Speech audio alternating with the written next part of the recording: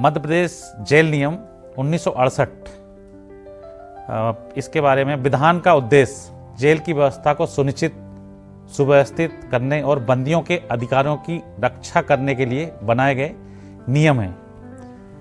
कानूनी आधार: यह नियम भारतीय संविधान और कारागार अधिनियम 1894 के अंतर्गत राज्य सरकारों द्वारा अधिनियमित किए गए।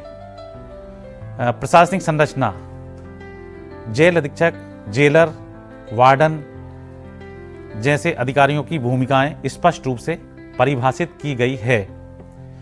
बंदियों की श्रेणियां: विचाराधीन, सजायाफ्ता, महिला, नाबालिग, राजनीतिक बंदियों के लिए अलग नियम हैं। सुरक्षा बनाम मानव अधिकार: नियम जेल की सुरक्षा सुनिश्चित करने के साथ साथ बंदियों के मानवाधिकारों की रक्षा पर बल देते हैं। न्यायिक निगरानी: उच्च न्यायालयों द्वारा निरीक्षण और राज्य सरकार की समीक्षा प्रणाली स्थापित की गई है। राज्य केंद्रित नीति: जेल प्रशासन राज्य सूची का विषय होने के कारण हर राज्य में कुछ स्थानीय संशोधन संभव है। दैनिक जीवन का विनियमन: बंदियों के खाने, सोने, उठने, मिलने आदि की समय सारणी निश्चित की गई है। शिक्षा और सुधार पर ध्यान: बंदियों की शिक्षा एवं सुधार पर ध्यान दिया जाता है। यह नियम केवल सजा नहीं बल्कि सुधार और बंदियों के पुनर्वास के मूल्यों को भी प्राथमिकता देते हैं। प्रवर्तन की शक्ति: नियमों के उल्लंघन पर जेल अधीक्षक को अनुशासनात्मक कार्रवाई का अधिकार होता है। इस मॉड्यूल में हम समझ चुके हैं कि जेल व्यवस्था के नियमों का उद्देश्य बंदियों के अधिकारों की रक्षा और सुधार करना है, साथ ही सुरक्षा और मानवाधिकारों का संतुलन बनाए रखना है। अब अगला मॉड्यूल देखते हैं।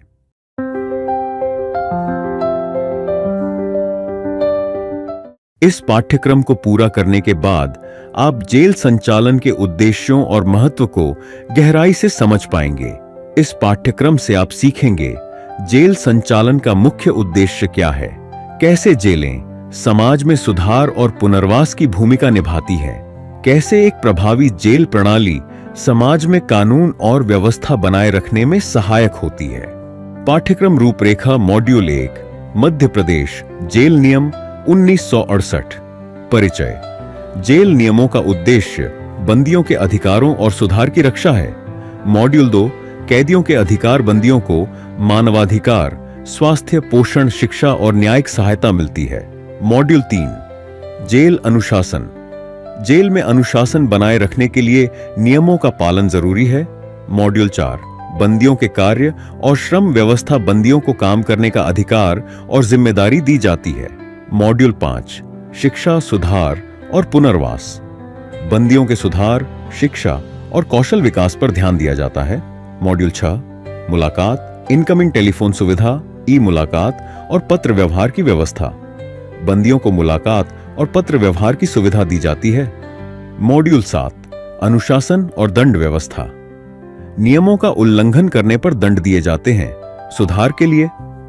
मॉड्यूल 8 विशेष प्रावधान: महिला, नाबालिग और बीमार बंदी: महिला, नाबालिग और बीमार बंदियों के लिए अलग व्यवस्था होती है।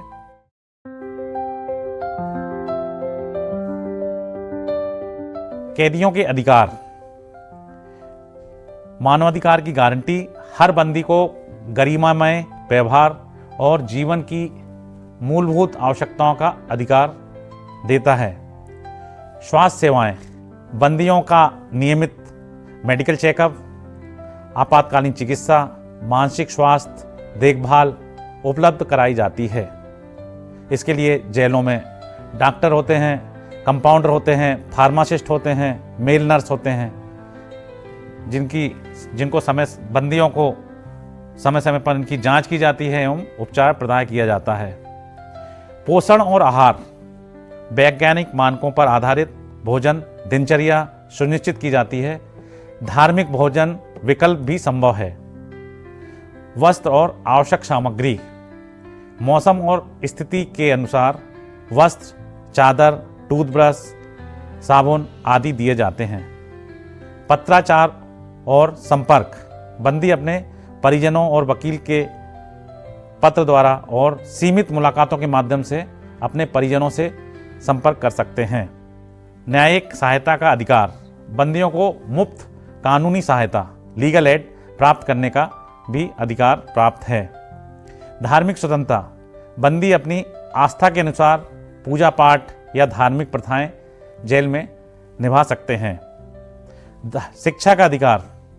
अनपढ़ बंदियों के लिए साक्षरता कक्षाएं लगाई जाती है एवं उन्हें शिक्षित किया जाता है तथा महिला एवं पुरुष बंदियों को शिक्षण सुविधाएं उपलब्ध कराई जाती है। याचिका और शिकायतें। जेल अधिकारियों के विरुद्ध बंदी शिकायत दर्ज करा सकता है जिसे उच्च अधिकारी या अदालत देखती है। भविष्य निर्माण की आज़ादी। बंदी को सुधार के लिए प्रयास करने, हुनर सीखने और समाज से पुनः जोड़ने का अधिकार है। इस मॉड्यूल में हम समझ चुके हैं कि बंदियों को मानवाधिकार, स्वास्थ्य सेवाएं, पोषण, शिक्षा, न्यायिक सहायता और धार्मिक स्वतंत्रता जैसे अधिकार मिलते हैं ताकि उनका सुधार और पुनर्वास सुनिश्चित हो सके। अब अगला मॉड्यूल देखते हैं।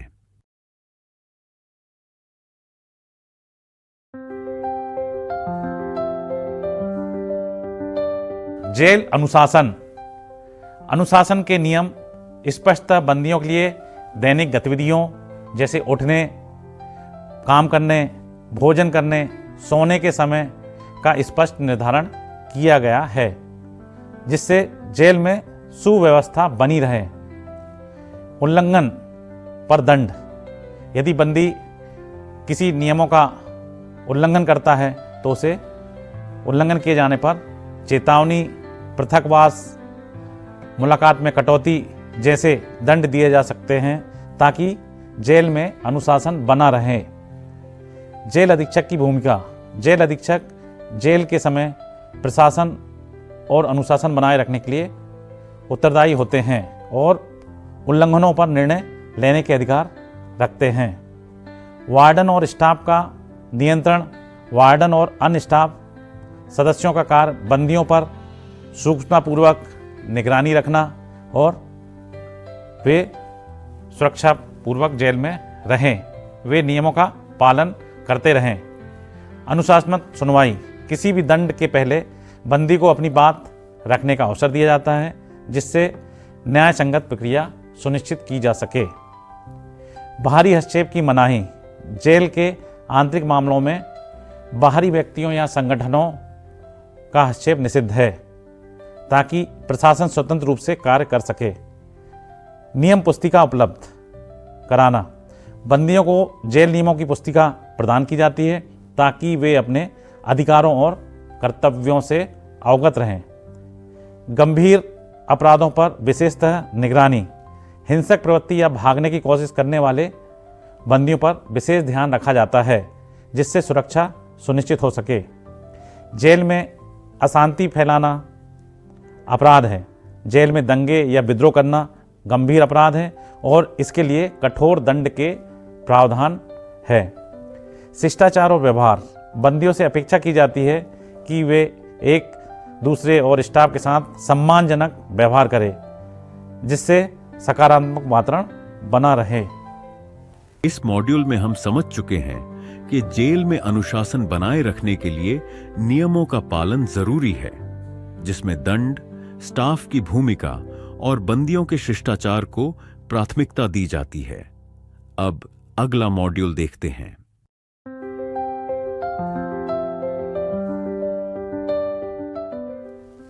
बंदियों के कार्य और श्रम व्यवस्था।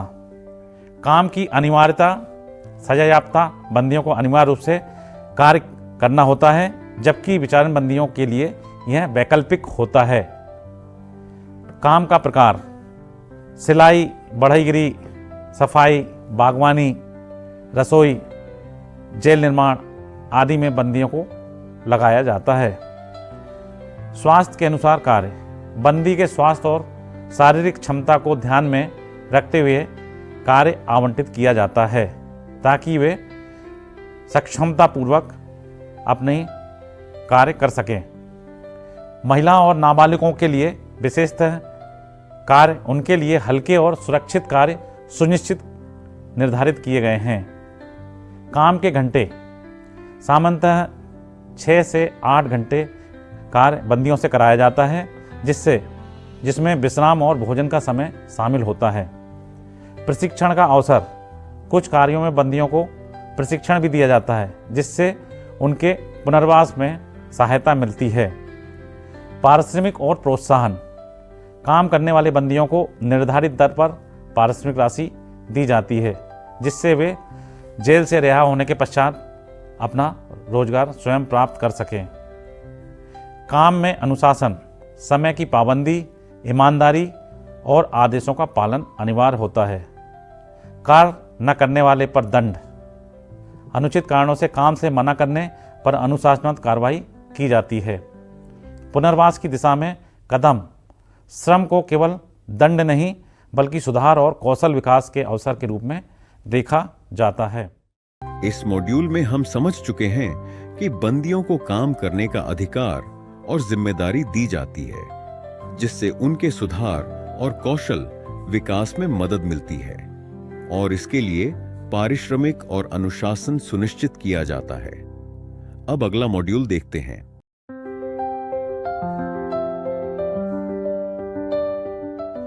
शिक्षा, सुधार और पुनर्वास। जेल में सुधार प्रधान दृष्टिकोण अपनाया जाता है। कारागार नियमों में केवल दंड नहीं बल्कि बंदियों के सुधार और समाज में पुनः सम्मिलन को प्राथमिकता दी गई है। शैक्षिक सुविधा, निरक्षर बंदियों को साक्षर बनाने के लिए प्राथमिक शिक्षा की व्यवस्था है। प्राथमिक शिक्षा के अलावा माध्यमिक शिक्षा और कॉलेज स्तरीय शिक्षा, इग्नो के कोर्स भी कराए जाते हैं। धार्मिक और नैतिक शिक्षा, नैतिक मूल्यों को बढ़ावा देने के लिए धार्मिक ग्रंथों जैसे गीता, रामायण की शिक्षा दी जाती है और नैतिक शिक्षा का आयोजन होता है। कौशल विकास प्रशिक्षण, बंदियों को सिलाई, कढ़ाई, बढ़ईगिरी, कंप्यूटर आदि का प्रशिक्षण दिया जाता है। पुस्तकालय की सुविधा, जेल में पुस्तकालय की व्यवस्था होती है जिसमें बंदी अपनी पढ़ाई एवं मानसिक विकास को बल मिलता है। परामर्श सेवा, मनोवैज्ञानिक और सामाजिक कार्यकर्ता बंदियों को परामर्श देकर मानसिक स्वास्थ्य का ध्यान रखते हैं। सांस्कृतिक गतिविधियां, संगीत, नाटक, चित्रकला आदि से मनोरंजन और रचनात्मकता को बढ़ावा दिया जाता है। बंदी की जिस किसी क्षेत्र में रुचि होती है वे उस प्रकार की सांस्कृतिक गतिविधियों में भाग लेते हैं। अच्छे आचरण पर पुरस्कार, बंदी अनुशासित और सुधारोन्मुख बंदियों को समय पूर्व रिहाई या विशेष सुविधाएं मिलती है। रोजगार के अवसर, प्रशिक्षण से बाहर निकलने के बाद बंदियों को आत्मनिर्भर बनाने में मदद मिलती है। समाज में पुनर्वास का उद्देश्य यह है कि बंदी सुधार कर समाज में जिम्मेदार नागरिक बने। इस मॉड्यूल में हम समझ चुके हैं कि जेल में दंड के अलावा बंदियों के सुधार, शिक्षा, कौशल विकास और समाज में पुनर्वास पर ध्यान दिया जाता है जिससे वे बेहतर नागरिक बन सकें। अब अगला मॉड्यूल देखते हैं।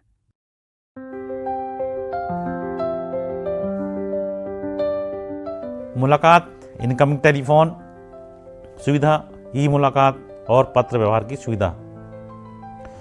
बंदियों को अपने परिजनों का मुलाकात का अधिकार है। हर बंदी को न्यायिक निर्देशों के अनुसार अपने परिवारजनों, वकील या मित्रों से मिलने का अधिकार होता है। नियत समय और दिन मुलाकात, इनकमिंग टेलीफोन, ई मुलाकात प्रति सप्ताह में 1 या 2 बार नियत की जाती है जिसे जेल प्रशासन तय करता है। पहचान सत्यापन में मिलने वालों की पहचान हेतु आधार कार्ड से सत्यापित की जाती है। निगरानी में मुलाकात, सुरक्षा कारणों से अधिकतर मुलाकातें निगरानी में होती है, विशेषकर संवेदनशील बंदियों के लिए। वकील से गोपनीय मुलाकात, विचारण बंदियों को अपने वकील से व्यक्तिगत व गोपनीय रूप से मिलने की सुविधा होती है। पत्र व्यवहार की सुविधा, बंदियों को निश्चित संख्या में पत्र भेजने और प्राप्त करने की अनुमति होती है। पत्रों की जांच, सुरक्षा के दृष्टिकोण से पत्रों की भाषा और सामग्री की जांच की जाती है। आर्थिक लेनदेन पर प्रतिबंध, मुलाकात के दौरान किसी भी प्रकार की अवैध चीज़ों या पैसे का आदान प्रदान वर्जित है। अशिष्ट व्यवहार पर रोक, मुलाकात के दौरान अनुचित व्यवहार करने पर मुलाकात रोकी जाती है। विशेष मुलाकात गंभीर कारणों, मृत्यु, बीमारी आदि पर विशेष अनुमति से अतिरिक्त मुलाकात दी जा सकती है। इस मॉड्यूल में हम समझ चुके हैं कि बंदियों को मुलाकात का अधिकार, पत्र व्यवहार और वकील से गोपनीय मुलाकात की सुविधा होती है, लेकिन सुरक्षा कारणों से सभी मुलाकातें निगरानी में होती हैं। अब अगला मॉड्यूल देखते हैं।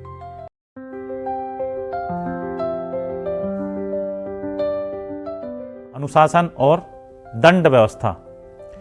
अनुशासन का महत्व, जेल में अनुशासन बनाए रखना सर्वोच्च प्राथमिकता होती है, जिससे शांति और सुरक्षा बनी रहे। अधिकार और दायित्व, बंदियों को कुछ अधिकार मिलते हैं, लेकिन उन्हें नियमों का पालन भी अनिवार्य रूप से करना पड़ता है। नियम उल्लंघन के प्रकार, झगड़ा करना, काम से इंकार, जेल कर्मचारियों का अपमान, चोरी, भागने की कोशिश आदि उल्लंघनों में आते हैं। प्राथमिक चेतावनी, पहली बार मामूली उल्लंघन करने पर बंदी को मौखिक चेतावनी देकर छोड़ा जा सकता है। पुनः उल्लंघन करने पर औपचारिक चेतावनी दी जाती है एवं अन्य गंभीर प्रकार के नियमों का उल्लंघन, जेल नियमों का उल्लंघन करने पर लघु दंड एवं दीर्घ दंड का प्रावधान है। दंड के प्रकार, एकांतवास, पारिश्रमिक दंड, सुविधाओं से वंचित करना, अच्छा आचरण आदि। अच्छा आचरण के अंक काटना, अंक काटने से तात्पर्य है बंदी की द्वारा अर्जित की गई माफी को जब्त करना। न्यायिक निरीक्षण, गंभीर दंड जेल अधीक्षक या राज्य सरकार के अनुमोदन से ही लागू किए जा सकते हैं। दंड में न्याय का सिद्धांत, बिना जांच के किसी को दंड नहीं दिया जा सकता है। बंदी को अपना पक्ष रखने का अधिकार है। अभिलेख का रखरखाव, हर दंड की जानकारी संबंधित रजिस्टर में दर्ज की जाती है तथा बंदी को सूचित किया जाता है। मानवाधिकार की रक्षा, कोई भी दंड अमानवीय या प्रताड़नात्मक नहीं हो सकता, यह सुनिश्चित किया जाता है। सुधारात्मक दृष्टिकोण, दंड का उद्देश्य बदला लेना नहीं बल्कि बंदियों में सुधार लाना होता है। इस मॉड्यूल में हम समझ चुके हैं कि जेल में अनुशासन बनाए रखना जरूरी है और नियमों का उल्लंघन करने पर दंड दिए जाते हैं, जिनका उद्देश्य सुधार लाना होता है, न कि बदला लेना। अब अगला मॉड्यूल देखते हैं।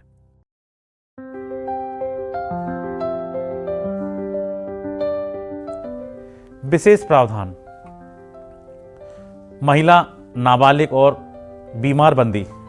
महिला बंदियों के लिए अलग व्यवस्था, महिला बंदियों को पुरुष से पूर्णतः अलग बैरकों में रखा जाता है और उनकी निगरानी महिला स्टाफ द्वारा की जाती है। महिला बंदियों की ड्यूटी लगी होती है और इन्हें डबल लॉकिंग सिस्टम में, इनका जो दरवाज़ा होता है बाहर का, वो डबल लॉकिंग सिस्टम में होता है। गर्भवती महिलाओं की देखभाल, गर्भवती बंदियों को विशेष पोषण, स्वास्थ्य जांच और प्रसव सुविधा उपलब्ध कराई जाती है। बच्चों के साथ रहने की अनुमति, महिला बंदियों के बच्चों को 6 वर्ष तक की साथ में रखने की अनुमति होती है। बाल बंदियों की अलग जेल, 18 वर्ष से कम उम्र के बंदियों को किशोर न्याय प्रणाली के अंतर्गत विशेष बाल गृहों में रखा जाता है। शैक्षिक और नैतिक विकास, नाबालिग बंदियों के लिए शिक्षा, खेल और परामर्श की विशेष व्यवस्था होती है। बीमार बंदियों की चिकित्सा, बीमार बंदियों के लिए जेल में अस्पताल की सुविधा होती है, दवाइयों की उपलब्धता होती है और नियमित जांच सुनिश्चित की जाती है। यदि जेल में बंदी को उपचार में आराम नहीं लग रहा है तो उसे बाह्य चिकित्सालयों में जांच एवं उपचार हेतु जेल अभिरक्षा या पुलिस अभिरक्षा में भिजवाया जाता है तथा उनका संपूर्ण जांच कर उनके स्वास्थ्य का उपचार कराया जाता है। मानसिक रोगियों के लिए विशेषतः देखभाल। मानसिक रोगी बंदियों के लिए मनोचिकित्सीय देखरेख में इनका उपचार कराया जाता है। मनोचिकित्सक समय समय पर जेल में आते हैं तथा उनकी जांच करके उपचार प्रदान करते हैं। गंभीर रोगियों को स्थानांतरित करना। गंभीर रूप से बीमार बंदियों को आवश्यकतानुसार सिविल अस्पताल में स्थानांतरित किया जा सकता है। प्रसव के बाद सुविधा। प्रसव के बाद महिला बंदियों को कुछ विशेष राहत और आराम का समय दिया जाता है। संवेदनशील दृष्टिकोण। इन विशेष वर्गों के लिए प्रशासन मानवीय और संवेदनशील दृष्टिकोण अपनाता है। इस मॉड्यूल में हम समझ चुके हैं कि महिला और नाबालिग बंदियों के लिए अलग व्यवस्था की जाती है, जिसमें विशेष देखभाल, शिक्षा, चिकित्सा और संवेदनशील दृष्टिकोण अपनाया जाता है। अब हम हमारे आखिरी मॉड्यूल पे चलते हैं।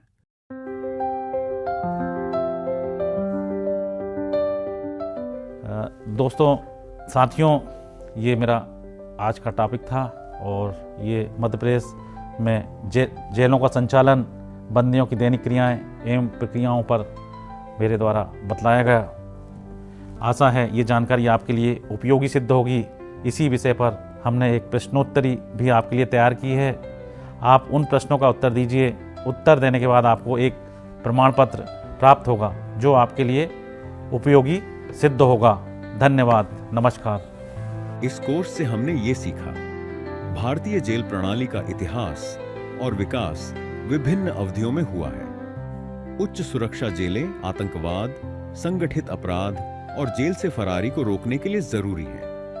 उच्च सुरक्षा इकाइयों में सुरक्षा के लिए कड़ी व्यवस्था और तकनीकी उपायों की आवश्यकता होती है। जेल प्रशासन में मानव संसाधन, तकनीकी संसाधन और निगरानी का संतुलन बनाए रखना महत्वपूर्ण है। केस स्टडीज से हम जेल सुरक्षा में सुधार और कर्मचारियों की भूमिका को समझ सकते हैं। जेल में अनुशासन और सुधार की दिशा में दंड के साथ साथ पुनर्वास और कौशल विकास भी जरूरी है।